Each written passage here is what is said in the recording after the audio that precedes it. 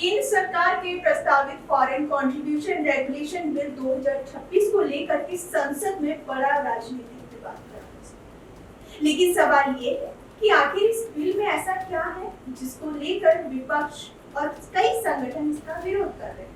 तो पहले समझते हैं कि FCRA है। FCRA यानी कि फॉरेन कंट्रीब्यूशन रेगुलेशन एक्ट, यह कानून देश में आने वाले विदेशी चंदे को नियंत्रित करता है। एनजीओ, ट्रस्ट, सोसाइटी और दूसरी संस्थाओं को विदेशी फंड लेने और खर्च करने के लिए FCRA के नियमों का पालन करना होगा। अब सरकार इस कानून में कुछ बड़े बदलाव करने की तैयारी है। सबसे ज्यादा विवाद विदेशी फंड से खरीदी या बनाई गई संपत्तियों को लेकर। प्रस्तावित बिल के मुताबिक अगर किसी संस्था का FCRA रजिस्ट्रेशन खत्म हो जाता है, रद्द हो जाता है, सरेंडर हो जाता है या उसका रिन्यूअल नहीं होता है, तो उसके विदेशी फंड और उससे जुड़ी संपत्तियां डिजिग्नेटेड अथॉरिटी नियंत्रण में जा सकती है।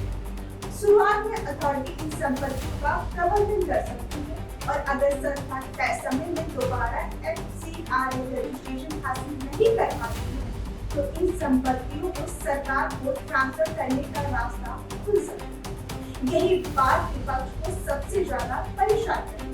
बिल की प्रस्तावित धारा 14B, 16A और 16B को लेकर खास तौर पर कई सवाल उठ रहे हैं।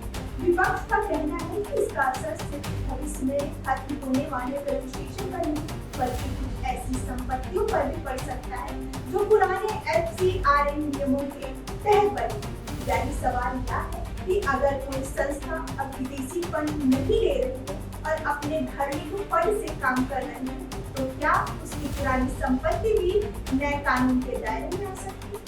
कांग्रेस समेत कई विपक्षी दल इसका विरोध करते हैं। कांग्रेस का आरोप है कि इससे एनजीओ और सामाजिक सेवा से जुड़े संगठनों पर सरकार का नियंत्रण बढ़ सकता है। एनसीपी एसपी की सुप्रिया सुले ने बिल को वापस लेने या ज्वाइंट पार्लियामेंट्री यानी कि JPC के पास भेजने की मांग की। वहीं कई धार्मिक और सामाजिक संगठनों ने भी इस पर चिंता जताई।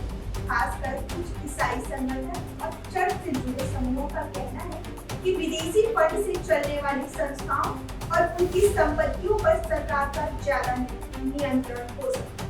दूसरी तरफ सरकार के सामने एक बड़ी चुनौती है विदेशी फंड के दुरुपयोग को रोकना और पारदर्शिता सुनिश्चित करना।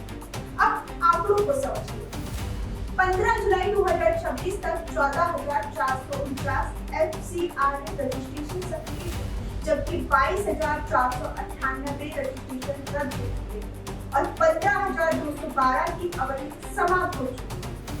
यानी इस कानून के बदलाव का असर काफी बड़ी संख्या में संस्थानों पर पड़ सकता है। हालांकि अहम बात ये भी है कि अभी यह पूरी तरह साफ नहीं है कि सरकार बिल को इस सप्ताह संसद में पेश करेगी या नहीं। तो कुल मिलाकर विवाद दो बातों के बीच। सरकार कहती है कि विदेश फंड में पारदर्शिता और नियंत्रण जरूरी है, वहीं विपक्ष और आलोचकों को डर है कि नए कानून से सरकार को एनजीओ और उनकी संपत्तियों पर जरूरत से ज्यादा अधिकार मिल सकते हैं। अब देखना होगा कि संसद में बिल आता है या नहीं। अगर आता है तो क्या इसे JPC के पास भेजा जा सकता है?